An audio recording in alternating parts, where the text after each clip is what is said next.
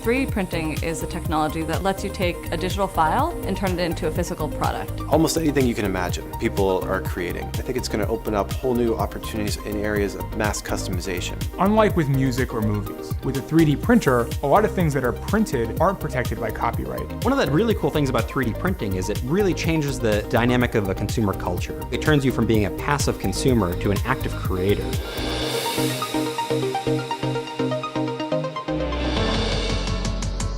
3D printing is this amazing new technology where you can take a 3D digital file and with the click of a button, use that file to create an actual physical 3D part.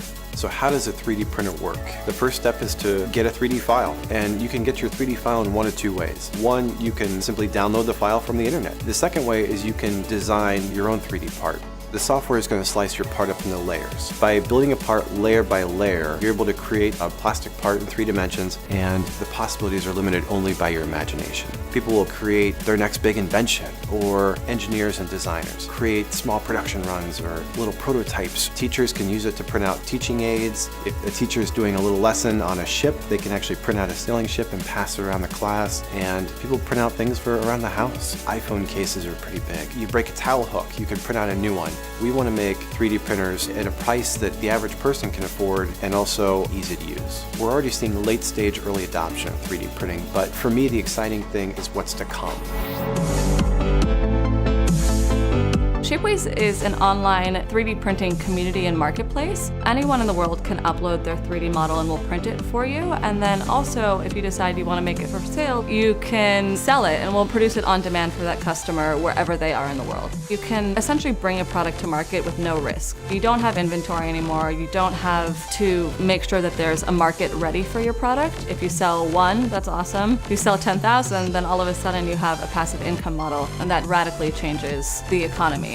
Usually to bring a product to market takes a year, and then you have to find the manufacturer and the investor, and so it's going to force us to change the way we think about not only buying products but how they're made. One of our colleagues broke his stroller and it would have cost him something like $250 to get that part in the mail from the stroller company, and he literally just 3D printed a stroller part and got it for $20. You have this explosive technology where everything is made just for you but at the price and quality of something you buy in a store. This could be a scary technology for some companies because what does that mean for seasons now? You have infinite inventory, and what does it mean for scarcity, which is one of the core tenets of so many industries? I think it's very similar though to social media or other tools of engagement where you're afraid to see what that would mean to let consumers co-create with you or to really rethink your traditional manufacturing process because you have so many middlemen.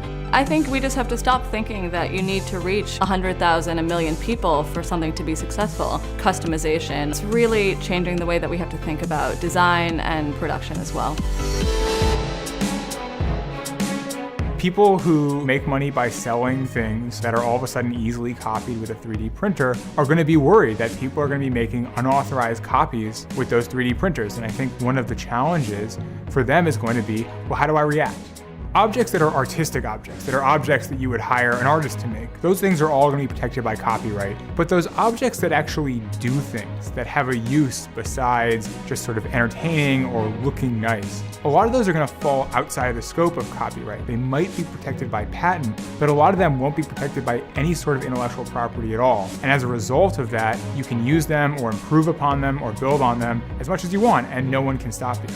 3D printing right now is at its very beginnings. And so you don't have a lot of case law about everyday people making exact copies of physical objects, and certainly not a lot of case law about people being able to do that on a large scale.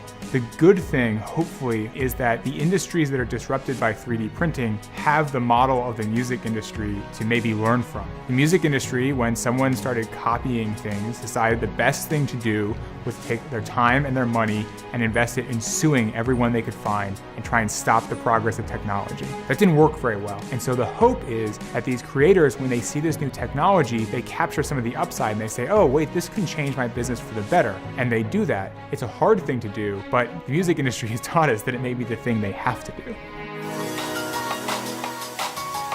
3D printing is going to have a profound impact on all of us, whether you consider yourself a designer or not. In the future, there are going to be 3D printers that will allow you to actually create three-dimensional structures out of living cells. And they can build very complex structures like blood vessels or skin tissue. And the idea there is that in 10 or 20 years, these scientists are going to be able to 3D print tissue that can replace damaged vessels of the heart, or they're going to be able to print replacement organs. So you won't have to go to find an organ donor anymore. You'll just be able to have one 3D printed at the hospital based on your own cell and your own genetic makeup. Right now at MIT, scientists are working on 3D printers that would actually allow you to print food.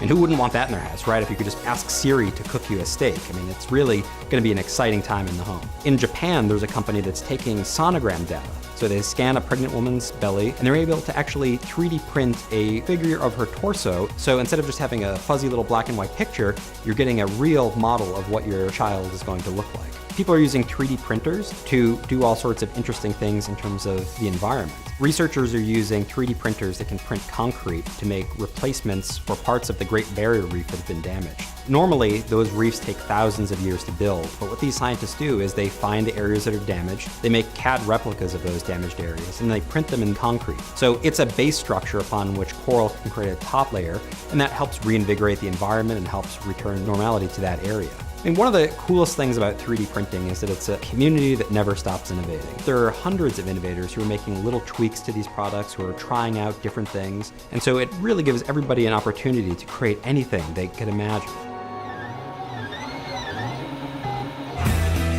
3D printing is the next wave of how brands and consumers can engage, and now we're just starting to see that happen. In a few years' time, they're going to be no more difficult to use or difficult to understand than a camera phone. The way to protect creators and designers is to make sure to give people a way to spend money on 3D printed things. In the future, we're going to see a lot more people unleashing their pent-up creativity, and that's what's most exciting for me.